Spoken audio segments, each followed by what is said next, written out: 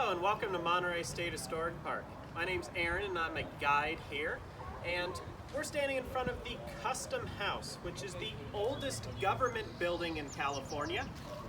It is also State Historic Landmark number 1 and a National Historic Landmark, so we have a really cool building that we're going to be exploring today. The Customs House is the oldest government building on the entire West Coast, and it was for the purpose of international customs. So it was actually built by the government of Mexico. California at that time was Alta California, a Mexican territory, and Monterey was the capital city, which is why we have the Custom House here in Monterey. Monterey was the designated port of entry for all foreign vessels, and that, of course, was because we were the capital. So all non-Mexican ships that wanted to do business in Alta California had to come into Monterey Bay, anchor offshore. We did not have a wharf yet. We are right here next to Fisherman's Wharf, but at this time, it was just the Custom House. So they would anchor offshore, row their cargo in on small boats, and land on the beach out here. And the beach looked much different at that time than it does today. Today we have this nice filled in area with this bike trail, but at the time this building was actually on the edge of a rocky outcropping and dropped off right onto a sandy beach. That sandy beach led right up to the edge of the building. The ships could just the crew could just carry their cargo right on in, and they would undergo a customs inspection. So that inspection was going on inside, and when we go on inside in a little bit, we'll see the types of goods that were being bought and sold, and talk about the taxes that were being levied on that cargo. But while we're outside here, it's really cool just to talk about the building itself. We're standing in front of the north end of the building, which is the oldest portion. So this part was built first, around 1827, and the building was expanded over the next couple decades. Right through here, that beach was filled in to make way for a railroad. So we've got a picture here of what it looked like when the train came through here. Those tracks are no longer here today. Instead, we have this bike path. So you can see over time, the beach and the surrounding area have changed a lot, but the building itself has stayed much the same. And that is because of a lot of the historic preservation that has happened throughout this building's history. Its first major restoration was in 1902 by the Native Sons of the Golden West. And then it had another big restoration by California State Parks in the 1940s. This has been a state parks museum since 1929. So it has a very long history just as a state parks property.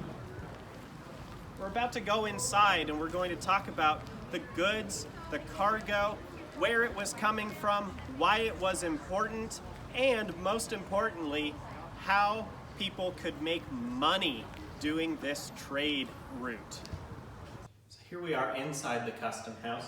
We're in the main room, which was essentially a storehouse. This was where the goods were stored during the inspection. So those ships that were coming into the harbor had to bring their goods actually into the facility to pass a customs inspection. And the person in charge of that inspection was the customs official. He was a Mexican government official. It was an appointed position. So it was a very sought after position to be the customs official in Monterey. Monterey was the capital city, so we housed all of the government functions. Customs was just one of those, but it was one of the more important functions because of the taxes on these goods. The local government relied on those taxes to fund the military, buy supplies for any governmental functions going on, and to provide any services to the people living in Alta California. They all relied on those customs taxes. So because of that, the tax was very high, anywhere from 80 to 100% of a cargo's value. So these merchants had to pay that up front before they could trade and sell their goods in the territory. So it was expensive, but it was still important to have this trade route. And that's because of what was being brought in. We relied on imports mainly from New England. We've got some over here. Boston and New England are the primary trade partner. That's over in the United States. Remember, California is part of Mexico, so it is foreign trade. So it does have to go through that customs process. But tools, anything made out of metal is going to be imported, right? We don't have big metal foundries here in California. So over in New England, you know, think of like Pittsburgh, right? The steel works. These things are being exported, these tools, which if you're living on a ranch or if you are maintaining the Presidio, you need tools, iron tools. Also being imported from the United States, food. So we have a number of food items. We think of California as being a agricultural giant. We make a lot of food and export it around the world. But during this time, during the Mexican era, the 1820s to the 1840s, we are actually importing a lot of food. So from the southern United States, rice from the Carolinas, barley, salt. From South America, we could be getting coffee. I don't see my coffee, but oh, here we go, coffee, right? Being brought in from South America. Spices from China. So there's a lot of food items being brought in, even fresh water. We would import water. That's what these big barrels were for. And so we're relying heavily on these imports and on the taxes that are being paid on those imports. But what do the merchants get in exchange, right? They have to pay all that money up front. They give their items away to the people living here, which is good. But in exchange, we have the cowhides. So these cowhides, referred to as California banknotes, they were essentially a currency, right? A banknote, like a dollar bill. The value of the leather is what brought those American merchants over here. California had a lot of cows. They're not a native animal, but the Spaniards brought cattle into California back in the 1700s. And so by this time, the herds are massive. We have about 1 million head of cattle throughout California. And the global demand for leather is through the roof because of the Industrial Revolution. So those factories that I mentioned that are making a lot of the goods being imported into California, well, those factories require leather. And California has cheap leather, about $1 in cash or $2 in trade for a California banknote. Back in New England, you could sell these for about $10 a piece. So that's why the merchants are willing to pay those high taxes up front, take a bit of a loss on their cargo, because when they bulk up on hides, up to $30,000 for one boat. Once they get back to New England, they're going to sell those for a big profit.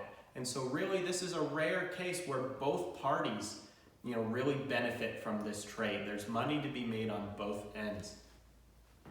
Some of the items that the leather could then be turned into back on the East Coast: belts, specifically machine belts, right? So those factories, they did not have rubber belts. They had leather belts, and they did not have electricity, but they had steam power, hydropower, right? And so those belts are running those machines that are making these goods that are then being exported all over the world. Some of them make their way back to California.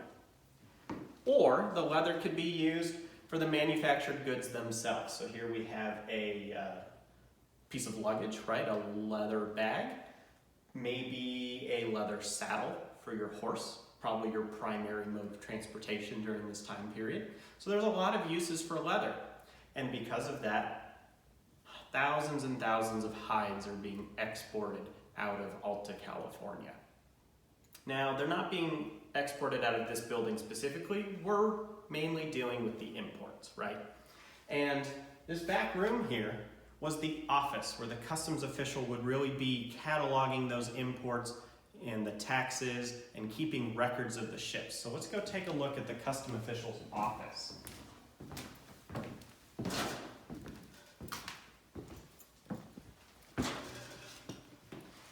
Back here, this is actually the oldest part of the building.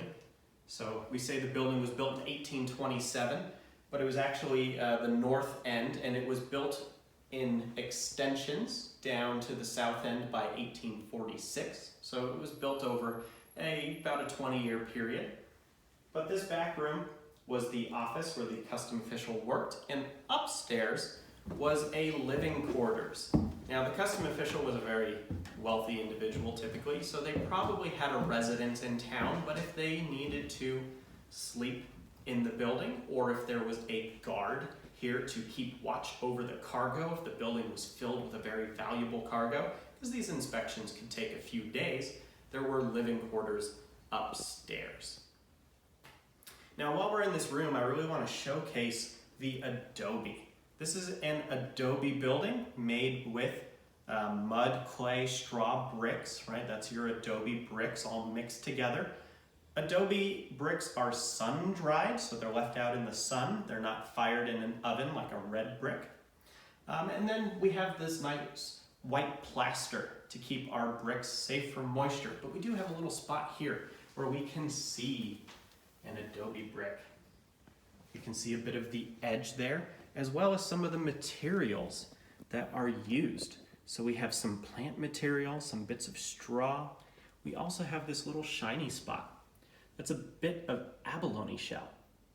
So adobe really you could mix in, and next to it is a bit of maybe a rock or maybe a little bit of ceramic. It's really hard to tell. We're not going to touch it, of course. But you would find all manner of things kind of mixed into your adobe bricks. Now, if you maintain the plaster, keep your adobe dry, the buildings last. Also, a key feature of an adobe wall is the thickness, right? These bricks, they could be 19 inches thick.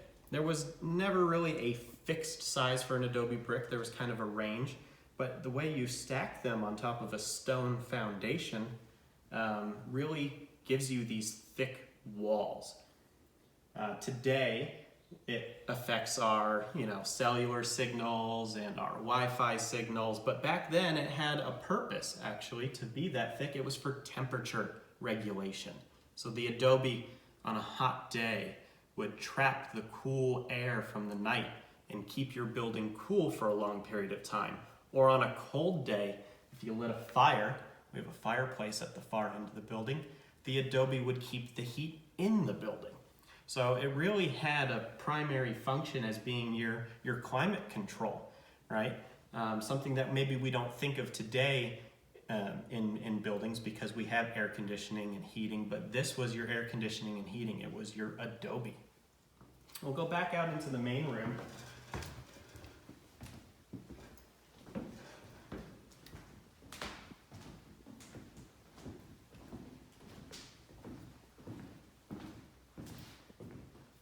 The United States was not the only trade partner out here in Alta, California. We also had trade with China. The Russians and the Chinese were involved in the sea otter trade, getting those furs to take back to Asia. And they would bring luxury goods. So the Silk Road, right? We had silk and satin, these nice fabrics and materials for clothing or shoes. Things like firecrackers, right? And this really cool tea brick. So that is a tea brick. It is compressed, dehydrated and compressed tea leaves put into a mold. It's very decorative. The characters on it tell you what type of tea it is. So it's both for advertising, right, to make it an attractive item that you would want to buy, but also for transport. Having them dehydrated and pressed helps them not get moldy during transport. Still could be as much as 6-month journey for the Chinese merchants coming over to California. Now, speaking of that journey, 6 months might seem like a lot of time for the merchants from Canton, but what about those merchants from Boston? About a year right? One way it could take as much of a year to get here because they're going to be stopping off along the way. They're going to be doing trade in multiple places on their way to Monterey, and then they're going to be, stopping off in other places on their way back. So this building really was at the center of a global trade network. So that is part of why this is State Historic Landmark number 1. We're also a National Historic Landmark. So the building is very significant to our history here. So thank you for joining me on this walkthrough of the building. If you have any questions, please leave a comment below. We will check those and we will answer your questions. And keep a lookout on this YouTube channel as we continue to add content for both Monterey State Historic Park and Asilomar State Beach. Thank you.